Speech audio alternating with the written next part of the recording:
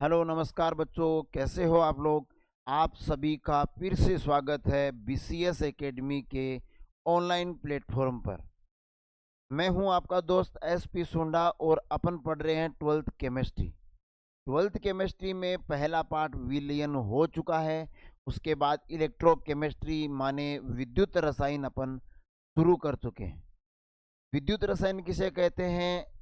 विद्युत रसायन में विद्युत रासायनिक सेल किसे कहते हैं? डेनियल सेल की बनावट, डेनियल सेल की क्रियाविधि अपन पढ़ चुके हैं। उससे आगे के लेक्चर अब स्टार्ट कर रहे हैं। तो आप सभी बच्चों से निवेदन रहेगा कि अभी तक अगर आपने इस दूसरे पार्ट को स्टार्ट से नहीं देखा है तो जाइए, सबसे पहले प्लेलिस्ट में जाके स्टार्ट से देखिए, फिर यहाँ तक पहुँचिए ताकि आपको अच्छे से सब कुछ समझ में आ जाएगा।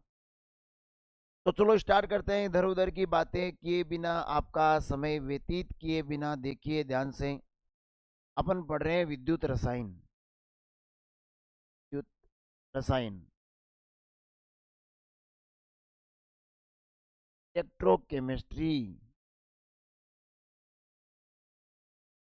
और इलेक्ट्रोकेमिस्ट्री को अपन ने कहा था केमिस्ट्री की, रसायन विज्ञान की वह शाखा जो विद्युत ऊर्जा को रासायनिक ऊर्जा और रासायनिक ऊर्जा को विद्युत ऊर्जा में बदलने बदलने के बारे में बात करती है। इनके बीच में जो रिलेशन है उसको समझाने की कोशिश करती है या समझा देती है। अब देखो आगे, यानी विद्युत ऊर्जा और रासायनिक ऊर्जा के अंतर परिवर्तन का संबंध बताने वाली शाखा विद्युत रसायन कहलाती। इसके बाद अगर बात करें तो अपन ने पढ़ा था सेल। सेल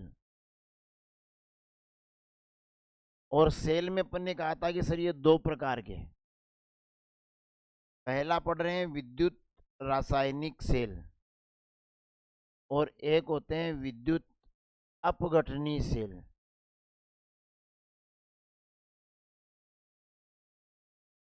विद्युत रासायनिक सेल में अपन ने कहा है कि सर जो रासायनिक ऊर्जा को, ये थोड़ा याद रखना, विद्युत ऊर्जा में बदलता है।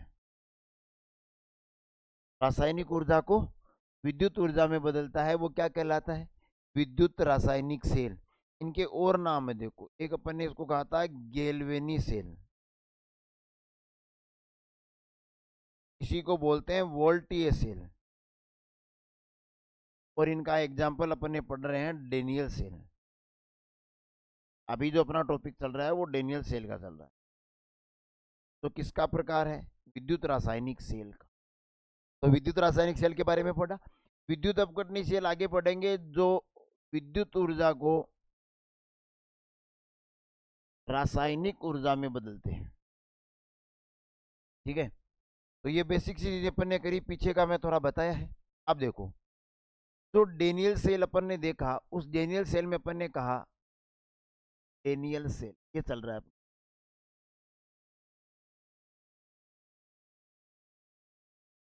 Daniel.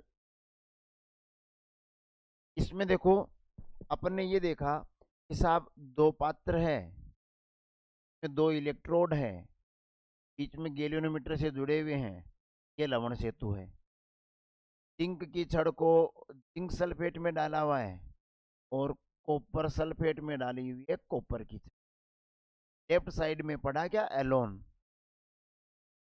A for anode, L for left, O for oxidation और एन फॉर निगेटिव।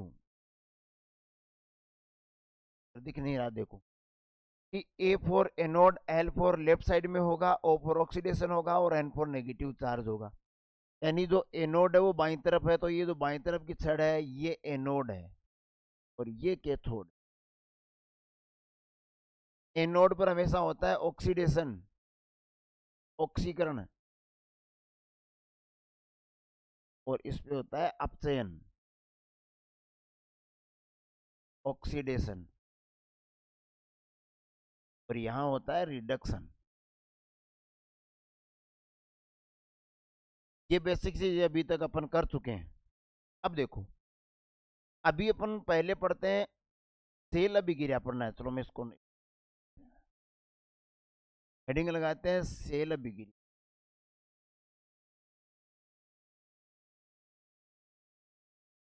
अब देखो ध्यान दो, ये पूरा सेल है, ये पूरा। तो मैं कह दूं ये आधा सेल है, ये आधा सेल है और ये पूरा सेल है। आधे सेल को वर्ड यूज लिया जाता है अर्ध सेल। तो यहां पर दो अर्ध सेल हो गए, एक बाईं तरफ एक दाईं तरफ। एक अर्ध सेल में हो रही है ऑक्सीकरण, दूसरे अर्ध सेल में हो रही है अपचयन। अपने से कह दे क्या, ऑक्सीकरण ऑक्सीकरण अर्ध सेल अभिक्रिया।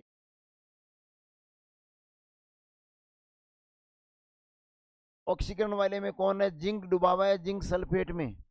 तो अपन कह रहे हैं सर जिंक सॉलिड है, वो Zn2+ यानी आयनों में टूट के विलीन में चला जाएगा एक्वियस, और 2 इलेक्ट्रॉन का त्याग कर देगा। ये जो अभिक्रिया हो रही है वो हो रही है कहां पर, एनोड पर। तो एनोड अभिक्रिया भी कह सकते हैं, एनोड कि एनोड पर क्या अभिक्रिया हो रही है, ऑक्सीकरण। और ऑक्सीकरण का मतलब क्या होता है, इलेक्ट्रॉन का त्याग करना। तो देखो जिंक क्या कर रहा है, 2 इलेक्ट्रॉन का त्याग करके जिंक 2+ बना रहा है, जिंक धनाइन बना रहा है। इसका मतलब ये हो गया कि साहब ये जो ऑक्सीकरण अभिक्रिया हो रही है वो एनोड पर हो रही है। अब इसी क्रम को आगे बढ़ा के मैं कहूँ कैथोड अभिक्रिया या कैथोड पर अभिक्रिया, एक ही बात। कैथोड पर क्या होता है, अपचयन। तो यहां लिख सकता हूं अपचयन अभिक्रिया या अपचयन अर्ध सेल अभिक्रिया। देखो क्या है अपचयन अर्ध सेल अभिक्रिया। यहाँ क्या हो रहा था, विलियन से जो Cu2+ है वो इलेक्ट्रॉन ग्रहण कर रहा था। तो Cu2+, ये जब भी आप प्लस माइनस लगाओ ना किसी पर, तो एक्वियस लिखा जाता है, क्योंकि वो अपने विलियन में आयन देता है। यहाँ अपन एक्वियस, ये फिजिकल स्टेट है, भौतिक अवस्था। ये जो 2 इलेक्ट्रॉन है वो ये Cu2+ ग्रहण कर लेगा। देखो जिंक यहाँ 2 जिंक 2 इलेक्ट्रॉन त्याग कर, देखो यहाँ इलेक्ट्रॉन माइनस इकट्ठे हो जाएंगे, इस पर चार्ज नेगेटिव होता है। जिंक 2 इलेक्ट्रॉन त्याग कर यहाँ Zn2+ के रूप में आ जाएगा। ये इलेक्ट्रॉन इधर गति करे, यहाँ आएंगे और यहाँ से Cu2+ आके ग्रहण कर लेगा। Cu2+ 2 इलेक्ट्रॉन ग्रहण करके बनाता है Cu, यानी ये सॉलिड जाके सड़ मोटी होने लग जाती है। ये दूसरी अभिक्रिया होगी। अब अपने पास 2 अर्ध सेल अभिक्रियाएं हैं, एक और एक, दो। एक है ऑक्सीकरण अर्ध सेल अभिक्रिया, एक है अपचयन अर्ध सेल अभिक्रिया। अगर हमें संपूर्ण सेल अभिक्रिया लिखनी हो, ध्यान से समझना, संपूर्ण सेल अभिक्रिया कैसे लिखते हैं, देखो देखो आधे सेल में यह अभिक्रिया हो रही है, आधे सेल में यह अभिक्रिया हो रही है। संपूर्ण सेल अभिक्रिया के लिए इन दोनों को जोड़ के एक साथ लिखना पड़ेगा। अब जोड़ने का तरीका याद रखना, इस तीर यानी अभिकारक एक जगह लिखते हैं, उत्पाद एक जगह लिखने हैं। तो तीर के निशान के बाईं तरफ अभिकारक होते हैं, तो ये बाईं तरफ वाली जो दोनों, ये जितनी भी चीजें हैं, ये और ये, इनको एक साथ लिखते हैं अपन। और एक चीज याद रखना जोड़ने का तरीका, चाहे तो यहाँ काट दो या साथ लिख के काट दो, चलो एक बार कंफ्यूजन रहेगा। आप एक काम करो, इसको पहले साथ लिख लेते हैं। तीर के निशान के बाईं तरफ पहली अभिक्रिया में यह है, दूसरी अभिक्रिया में ये 2 लोग हैं। इन सबको तीर के बाईं तरफ लिख के एक अभिक्रिया बनाते हैं। तो देखो कैसे बनाए, सुनो। Zn की जगह अपन ने Zn लिख दिया सॉलिड लिख के, देखो प्लस में ये लिख देते हैं दोनों, प्लस Cu2+ एक्वियस में है, ये देखो यहाँ प्लस 2 इलेक्ट्रॉन है। अब बाईं तरफ वाले तो अपन ने सारे लिख दिए, अब दाईं तरफ वाले यानी उत्पाद और लिख देते हैं, ये और ये। यहाँ से स्टार्ट, Zn2+ एक्वियस, यहाँ से plus 2 electron, plus 2 electron plus ये Cu सॉलिड। अब देखो ये संपूर्ण सेल अभिक्रिया हो गई, मगर अभिक्रियाओं में क्या करते हैं, संपूर्ण सेल अभिक्रिया हो गई मगर अभिक्रियाओं में क्या करते हैं कि दोनों तरफ जो कॉमन चीज होती है उसको काट दिया जाता है। अब देखो इधर भी 2 इलेक्ट्रॉन है, इधर भी 2, अब जो बच गई वो संपूर्ण सेल अभिक्रिया, तो देखो क्या बची वो सुनो, यही लिख देता, इधर से ये बचे दोनों, संपूर्ण सेल अभिक्रिया हो गई जेडन solid plus Cu2 plus aqueous, तीर का निशान ये कट चुका है, Zn2 प्लस एक्वियस प्लस ये कट चुका है, ये संपूर्ण सेल अभिक्रिया, ये जो डेनियल सेल अपन ने बनाया जिसमें जिंक एनोड है कॉपर कैथोड है, उसके लिए संपूर्ण सेल अभिक्रिया इस प्रकार दर्शा, संपूर्ण सेल अभिक्रिया दर्शाने का तरीका संपूर्ण सेल, तो इससे इस तरह से संपूर्ण सेल अभिक्रिया दर्शा, उम्मीद करता हूं समझ में आई होगी। वापिस देख लो, ऑक्सीकरण पे जो अभिक्रिया हुई वो आधी अभिक्रिया है, अपचयन की अभिक्रिया आधी अभिक्रिया, मिला के पूरे सेल की अभिक्रिया बनेगी। अभिकारक को एक जगह लिखना है, उत्पाद को एक जगह लिखना है, बीच में तीर का निशान लगाना है, दो सेम चीजें उनको काट देना है, देखो 2 इलेक्ट्रॉन तो बच गया वो उतार दो, ये है संपूर्ण सेल अभिक्रिया, संपूर्ण सेल अभिक्रिया या सेल अभिक्रिया, इस तरह सेल अभिक्रियाएं लिख आगे। अब अपना टॉपिक है सेल प्रदर्शन।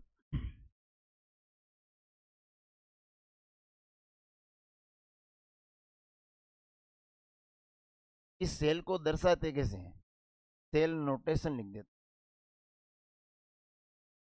नोटेशन रहो नोटेशन आ जाएगा। किसी भी सेल को दर्शाते कैसे हैं, यहां कंफ्यूज मत होना, सेल अभिक्रिया तो अभिक्रियाएं हैं कि पूरे सेल में अभिकारक कौन है उत्पाद कौन। सेल प्रदर्शन एक तरीका है कि हर बार जितने भी डेनियल सेल है जिनमें अलग अलग धातुओं को कैथोड एनोड बनाया जा सकता है, उन सब डेनियल सेलों को किस तरह दर्शाया जाए, बार बार पूरा चित्र बना के नहीं बता सकते ये छड़ कॉपर की है या जिंक की है या एल्यूमिनियम की है या किस धातु की है, या ये छड़ किस धातु की है, कि उसको डायरेक्ट कैसे दर्शाएं, सेल को दर्शाएं कैसे, जो भी सेल है उसको प्रदर्शित कैसे करें, समझो। अब देखो अपन ने जो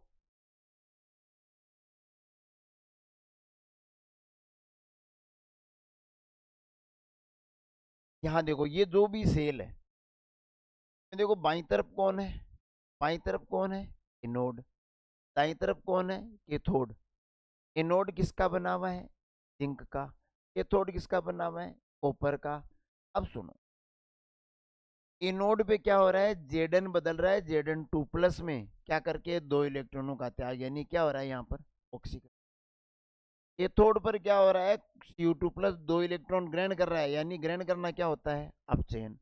अब सुनो, तो सेल प्रदर्शन में क्या करना है कि पहले बाई तरफ एनोड को दर्शाना है, एनोड कौन था जिंक, इसमें बदला Zn2 प्लस में, एक लाइन के द्वारा दिखाना है कि कौन किस में बदल रहा है। अब इससे समझने से पहले एक चीज देखो, यहाँ अपन ये कह रहे हैं ना कि ये बीच में लवण सेतु होता है, ये लवण सेतु तो दोनों सेलों को जोड़ता है, इस आधे सेल को इस आधे सेल को जोड़ता कौन है लवण सेतु। इसको दर्शाने के लिए सबसे पहले दो खड़ी लाइन ऐसे लगाते,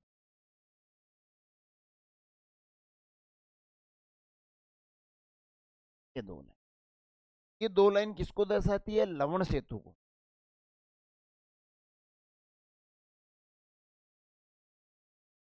साल्ट ब्रिज को।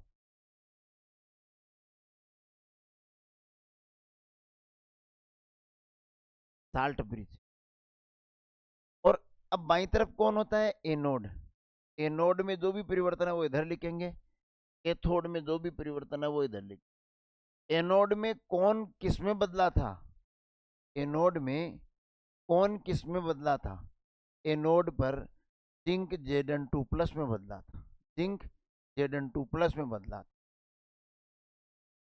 जिंक Zn2 प्लस में बदला। अच्छा ये तो एक्वियस था। अब आते हैं दाई तरफ, लवण से तो लिख दिया, अब आते हैं दाई तरफ, दाई तरफ किसको दर्शाना है कैथोड को, कैथोड में क्या हुआ था, कैथोड में Cu2+ बदला है Cu में, Cu2+ बदला है Cu में, तो यहां लिख देंगे Cu2+, दो एक्वियस में है, वो किस में बदला है, सेल पर। कोई भी सेल दिया हुआ है उसको प्रदर्शित कैसे करे, तो तरीका ये रहेगा, दो दो खड़ी लाइन है वो दर्शाएगी लवण सेतु को, लवण सेतु के बाईं तरफ दिखाना है एनोड पर कौन किस में बदल रहा है, लवण सेतु के दाईं तरफ दिखाना है कैथोड पर कौन किस में बदल रहा है, यानी ऑक्सीकरण और अपचयन के बारे में बता, ये सेल को दर्शाने का तरीका। वापिस सुनना, सेल प्रदर्शन आए डेनियल सेल का तो इस तरह दर्शाना है, इस डेनियल सेल का जिसमें एनोड जिंक है और कैथोड कॉपर है, तो ऐसे दर्शाना है। अगर यही वो पूछ ले कि सेल अभिक्रिया लिखो, तो ये सेल अभिक्रिया नहीं है जो ऊपर लिखी हुई है, वो तो सेल प्रदर्शन है। सेल अभिक्रिया में अभिकारक एक जगह लिखने हैं, तो देखो एनोड की तरफ तो अपन लिख लेगा जिंक और उधर लिखे थे Cu2, फिर कहा था जिंक तो बदल गया साहब Zn2+ में और Cu2+ बदल गया साहब Cu।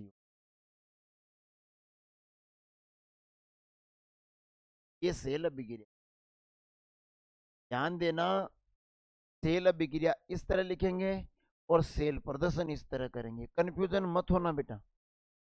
सेल प्रदर्शन सिर्फ ये दिखाएगा कि जिस सेल की बनावट की आप बात कर रहे हो उसमें लवण सेतु के बाईं तरफ यानी एनोड कौन है और कैथोड कौन है। एनोड में Zn बदल रहा है Zn2+ में यानी ऑक्सीकरण हो रहा है, यहाँ Cu2+ बदल रहा है Cu में यानी अपचयन हो रहा है, तो ये तो है सेल प्रदर्शन। और सेल अभिक्रिया का मतलब है कि पूरे सेल में क्या अभिक्रिया हो रही है, बोला Zn तो बदल रहा है Zn2+ में और Cu2+ बदल रहा है, Zn2+ में बदल रहा है इलेक्ट्रॉन त्याग कर, यानी ये तो हो रहा है ऑक्सीडेशन, ये हो रहा है रिडक्शन। ये सेल अभिक्रिया और सेल प्रदर्शन है। अब सुनो, एक टॉपिक आएगा आसान सा, छोटे छोटे 3 टॉपिक कवर कर लेते हैं इसमें आज। दो चीजें अपन ने देख ली, सेल अभिक्रिया और सेल प्रदर्शन। तीसरी चीज होगी इसमें सेल विभव,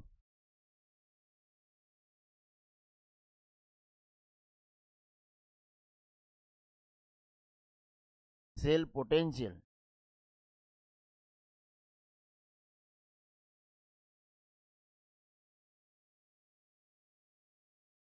ईएमएफ भी बोलते हैं, इलेक्ट्रॉन मोटर फोर्स, इलेक्ट्रॉन को गति देने वाला फोर्स। और इलेक्ट्रॉन को गति देने का मतलब है विद्युत धारा को प्रवाहित करवाने वाला बल, विद्युत वाहक बल, इसे अपन बोल देते हैं सेल विभव भी। सेल विभव क्या है समझते हैं। देखो अभी भी अपन ने कहा कि 2 अर्ध सेल से एक सेल बनता है, इनमें एक एक कैल्विनोमीटर से जोड़ दिया लवण से, तो ये पूरा का पूरा एक सेल।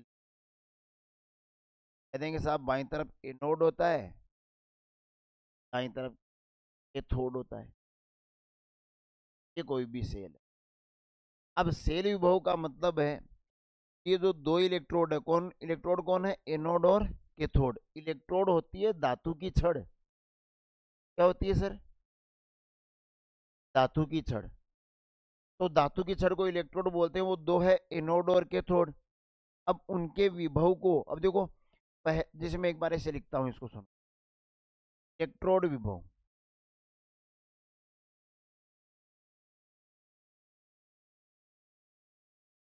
Electrode potential.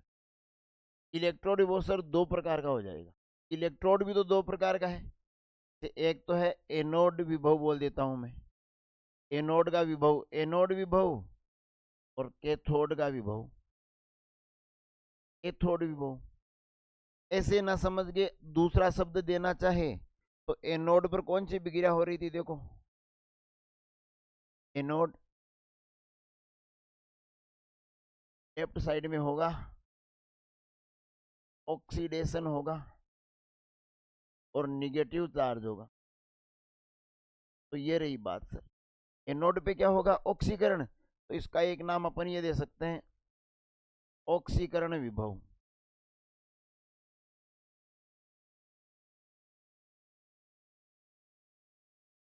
ऑक्सीकरण विभव।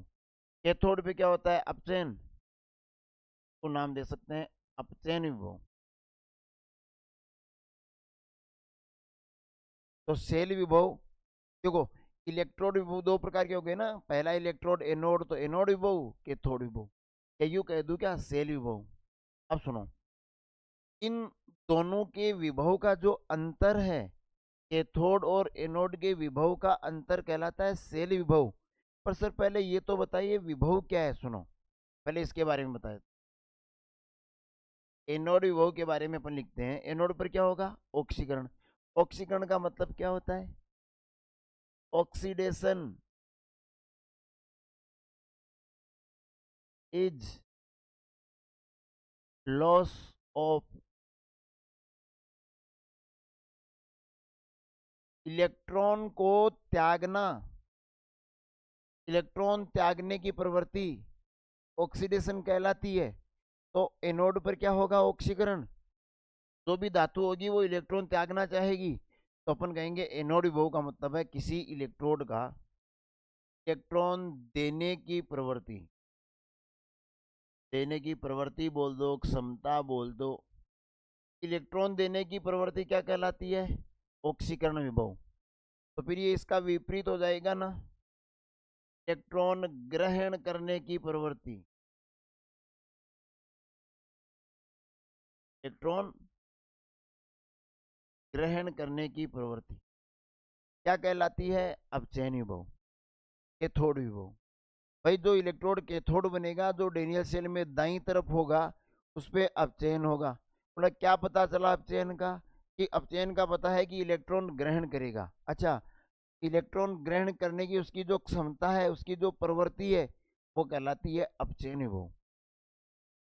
एनोड पर क्या होगा? ऑक्सीकरण, यानी इलेक्ट्रॉन ग्रहण किया जाएगा, तो इलेक्ट्रॉन ग्रहण करने की प्रवृत्ति कहलाती है ऑक्सीकरण, सॉरी, इलेक्ट्रॉन ग्रहण करने की प्रवृत्ति कहलाती है अपचयन विभव, और इलेक्ट्रॉन त्यागने की यानी देने की प्रवृत्ति कहलाती है एनोड विभव।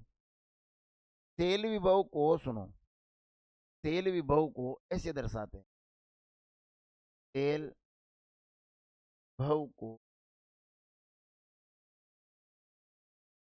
सेल से दर्शाते हैं। अब कैसे ज्ञात करते हैं सेल विभव, वो देखो, ई सेल बराबर कैथोड माइनस ई एनोड,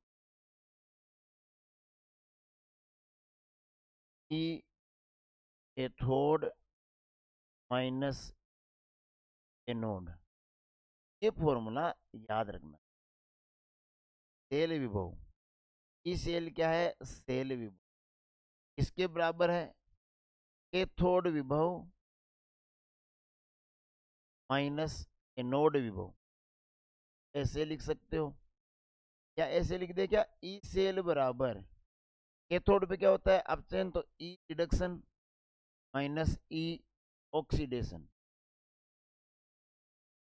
ऐसे भी लिख सकते हैं। अपचयन विभव और ऑक्सीकरण विभव देखो ऐसे भी लिख सकते हैं कि सेल विभव बराबर अपचयन विभव है ना, अपचयन विभव माइनस ऑक्सीकरण विभव। ये फॉर्मूला एक ही है, पर थोड़ा दर्शाने के तरीके अलग अलग है, मेरे को ध्यान रखना है। मेन फॉर्मूला ये है सर कि ई सेल यानी सेल विभव, ई सेल क्या है? सेल विभव। सेल विभव क्या होता है? बोला ई कैथोड माइनस ई। अच्छा, कैथोड पे क्या होता है? अपचयन। अपचयन का विभव क्या? अपचयन विभव। तो अपचयन विभव में से अगर अपन ऑक्सीकरण विभव घटा दें तो क्या कहलाएगा? सेल विभव। अच्छा जी, कई जगह क्या होता है, ये फॉर्मूला ऐसे भी लिखा होता है, ई नोट सेल बराबर नोट कैथोड माइनस ई नोट एनोड। अब यहां देखो, यहाँ जो ई नोट सेल है ना, तो बोलते हैं मानक सेल विभव।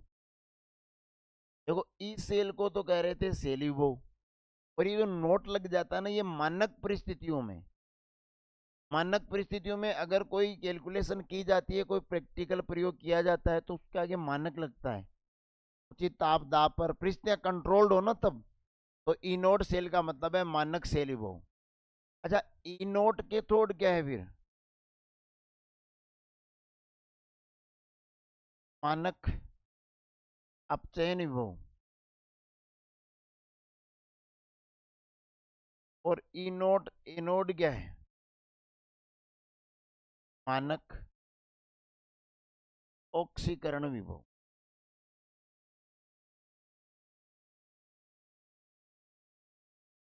ऐसे भी लिख सकते हैं और सिंपली आप ऐसे भी लिख सकते हो, ई सेल बराबर थोड़ एस। ये सेल विभव है, ये मानक सेल विभव है। बस नोट लगा है तो मानक परिस्थितियां हैं, बिना नोट के ई सेल है तो सामान्य परिस्थिति।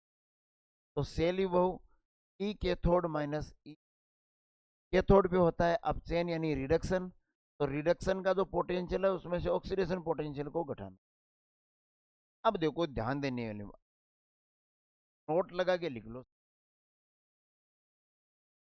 ध्यान देने वाली बात यह है कि जब भी इस टॉपिक का कोई न्यूमेरिकल आंकिक प्रश्न आए, आपको चाहे ऑक्सीकरण विभव दिया हुआ है या अपचयन विभव दिया हुआ है, आपको न्यूमेरिकल में काम लेना है अपचयन विभव।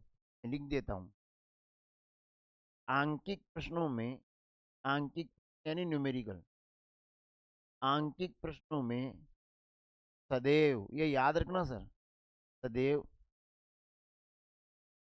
अपचयन विभव योग लेना है। योग। अब तुरंत ये हो जाएगा कि सर अपचयन विभव दोनों के दिए हुए नहीं हो, तो देखो सदैव अपचयन विभव का क्या मतलब है? ई नोट कैथोड और ई नोट एनोड लिख रहे हैं, या ई कैथोड और ई एनोड लिख रहे हैं ना अपन। ई कैथोड पे होता है अपचयन, इस पे होता है ऑक्सीकरण। तो मैं कह रहा हूं कि जब भी न्यूमेरिकल आए तो ऑक्सीकरण विभव की जगह भी हमें वैल्यू किसकी लेनी है? अपचयन विभव की। अब यहां कंफ्यूज हो तो मेरी बात सुनो। इलेक्ट्रोड क्या चीज थी? इलेक्ट्रोड किसके बने हुए हैं ये बताओ? धातु के। अब धातु के क्या क्या बन सकते हैं? धातु को ही तो अपन बना सकते हैं, सॉरी, धातु धातु को ही तो अपन बना सकते हैं एनोड। और धातु का ही क्या बनाते हैं? यानी धातु कैथोड भी हो सकती है और एनोड भी बन सकती है। यानी धातु अगर एनोड बनी तो ऑक्सीकरण होगा, इलेक्ट्रॉन का त्याग करेगी। अगर कैथोड बनी कोई धातु तो इलेक्ट्रॉन ग्रहण करेगी। यानी हर धातु में दोनों क्षमताएं हैं, इलेक्ट्रॉन त्यागने की भी, इलेक्ट्रॉन ग्रहण करने की भी। अगर किसी सेल में कोई धातु इलेक्ट्रॉन त्याग रही है तो ऑक्सीकरण विभव, ग्रहण कर रही है तो अपचयन विभव। अब ध्यान ये रखना है सर, सुनो, मैंने कह तो दिया कि आपको सदैव उपयोग में क्या लेना है? अपचयन विभव। पर प्रश्न में अगर सर ऑक्सीकरण विभव दिया हुआ आया तो याद रखना, एक चीज और याद रखना, ऑक्सीकरण विभव का चिन्ह माइनस, नेगेटिव करके अपचयन विभव लिखा जाता है। एग्जाम्पल से बताऊंगा। हाँ, समझते हैं, देखो थोड़ा सा रुको, समझ में आए। जैसे मान लो कोई क्वेश्चन आया कि कोई सेल है, मैं ऐसे लिखा, चलो सुनना मेरी बात।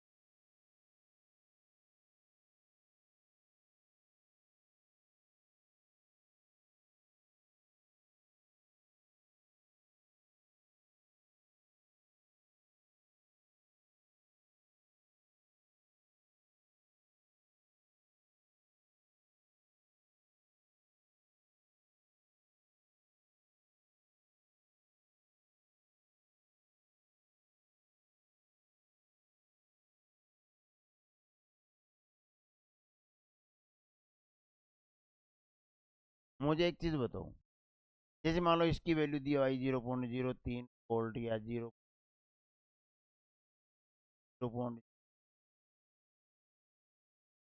एक बार अपन मान के चल रहे हैं इसे 0.7 8 वो 9 ऐसे कोई न्यूमेरिकल में मान लो इनमें से कोई दो वैल्यू दी हुई आई। अब तुम्हारे दिमाग में आएगा कि सर सेल विभव अगर ज्ञात करना है तो फॉर्मूला हमें ये पता है सर, ई सेल बराबर ई cathode minus E anode, cathode minus ई। कैथोड का मतलब है यहाँ अपचयन लिखना है और ये लिखना है ऑक्सीकरण। अब सुनो, वो जो वैल्यूज दी हुई आएगी वो इस फॉर्मेट में दी हुई आएगी। ये खड़ी वाली लाइन का फॉर्मेट कहाँ था रे? एग्जैक्ट सेल प्रदर्शन में। सुनो, हमें कैसे पता चलेगा सर ये जो वैल्यू दी है वो ऑक्सीकरण विभव है या अपचयन विभव है? कैसे पता चलेगा? ध्यान दो, पहला जो वैल्यू दी हुई है उसमें कौन किस में बदल रहा है? जेड एन बदल रहा है जेड एन टू प्लस में। कब बदलता है जेड एन टू प्लस में? दो इलेक्ट्रॉन त्याग कर, और इलेक्ट्रॉन त्यागना क्या कहलाता है? ऑक्सीकरण। इसका मतलब ये जो वैल्यू दी हुई है वो ऑक्सीकरण विभव की है, ऑक्सीकरण। अब हमें तो न्यूमेरिकल में यहाँ ऑक्सीकरण विभव नहीं रखना, यहाँ भी क्या रखना है? अपचयन विभव। तो मैंने लिखा है कि चिन्ह बदल दो। तो आपको जब भी यहाँ वैल्यू रखनी हो तो ये प्लस का है, कुछ नहीं है यानी प्लस का, तो माइनस कर देना है, -0.03। अब ये हो जाएगा अपचयन विभव। नहीं समझ में आया? आगे एक और करते हैं, दूसरे पे आओ। इस वैल्यू में ये ध्यान दो कौन किस में बदल रहा है? साहब सी यू बदल रहा है, सी यू। कब बदलता है? सी यू टू प्लस में, दो इलेक्ट्रॉन त्याग कर। अरे कोई भी उदासीन परमाणु या तत्व है जब इलेक्ट्रॉन त्यागता है तो धनाइन बनाता है, और जब ग्रहण करता है तो ऋणाइन बनाता है। यहाँ देखो धनाइन बना रहा है, सी यू है वो सी यू टू प्लस में बदल रहा है, धनाइन बना रहा है, इसका मतलब इलेक्ट्रॉन का त्याग कर रहा है, और इलेक्ट्रॉन का त्याग कर रहा है इसका मतलब ऑक्सीकरण है। अच्छा ऑक्सीकरण है तो फिर ये क्या दिया हुआ है? ऑक्सीकरण विभव। पर हमें तो ऑक्सीकरण विभव नहीं चाहिए, यहाँ एनोड का भी हमें क्या चाहिए? अपचयन विभव। अच्छा अपचयन विभव चाहिए तो इसका चिन्ह बदल देंगे, ये प्लस है तो -0.04 वोल्ट, ये इसका अपचयन विभव हो जाएगा। यहाँ वो नीचे इसमें देखो Cu2 प्लस बदल रहा है Cu में। बताओ कब बदलता है Cu2 प्लस Cu में? जब वो दो इलेक्ट्रॉन ग्रहण करेगा, और ग्रहण करने का मतलब अपचयन होगा। मतलब ये जो वैल्यू है वो पहले से ही अपचयन विभव दी हुई है, अपचयन हो रहा है यानी अपचयन विभव की दी हुई। अब चिन्ह नहीं बदलना, प्लस ही रखना है, क्योंकि पहले से अपचयन दी हुई है, यानी जो अपन वैल्यू है ना वो हमें पहले से अपचयन की दी हुई है। ठीक है, यहाँ देखो Z N two plus Z N में बदल रहा है, दो इलेक्ट्रॉन ग्रहण किए, तो ये भी कौन सी वैल्यू है? अपचयन विभव। यहाँ भी चिन्ह नहीं बदलना। क्या हो, A L three plus A L में बदल रहा है सर, इलेक्ट्रॉन ग्रहण कर रहा है, ये भी अपचयन विभव है, में भी चिन्ह नहीं बदलना, एज इट इज रखना है। ये देखो M G two plus M G में बदल रहा है, दो इलेक्ट्रॉन ग्रहण कर रहा है, ये भी अपचयन विभव दिया हुआ है, चिन्ह नहीं बदलना। यहाँ देखो एफ टू प्लस एफ में बदल रहा है, यहाँ भी इलेक्ट्रॉन ग्रहण कर रहा है, इलेक्ट्रॉन ग्रहण कर रहा है तो अपचयन विभव दिया हुआ है, ऐसी ही वैल्यू रख देनी है। ये थोड़ा ध्यान रखना है अपने को, जब भी सेल विभव ज्ञात करवाए तो ई कैथोड और ई एनोड लिखना है। कि हमेशा उल्टा मत कर देना कि एनोड माइनस ई कैथोड, गलत हो जाएगा। ई कैथोड माइनस ई एनोड रहेगा हमेशा। तो मैं इसे देख रहे हो तो इधर वाले में से इधर वाला घटेगा, दाई तरफ कैथोड होता है, तो ई कैथोड की वैल्यू में से ई एनोड की वैल्यू घटानी है, और कैथोड की वैल्यू का मतलब है अपचयन विभव, और एनोड की वैल्यू का मतलब है ऑक्सीकरण विभव। अब न्यूमेरिकल में तुम्हें देखना है कि क्या दिया हुआ है। अगर आपको कैथोड या एनोड का ऑक्सीकरण विभव दिया हुआ है तो उसको अपचयन विभव में कन्वर्ट करना है, चिन्ह बदल कर, बाकी कुछ नहीं, केवल चिन्ह बदल देना है, माइनस है तो प्लस कर देना, प्लस है तो माइनस कर देना। तो ये रहेगा आपका सेल विभव। तो सेल विभव, मानक सेल विभव ये अपन ने देख लिया है, सेल विभव पढ़ लिया है अपन ने। सेल विभव क्या लिख सकते हैं कि दोनों अर्धसेलों के विभवों का अंतर क्या कहलाता है? अर्थात सेल यानी सेल विभव, कैथोड, ऐसे नोट्स बना सकते हो। क्या लिख सकते हो? ई सेल बराबर, ई सेल बराबर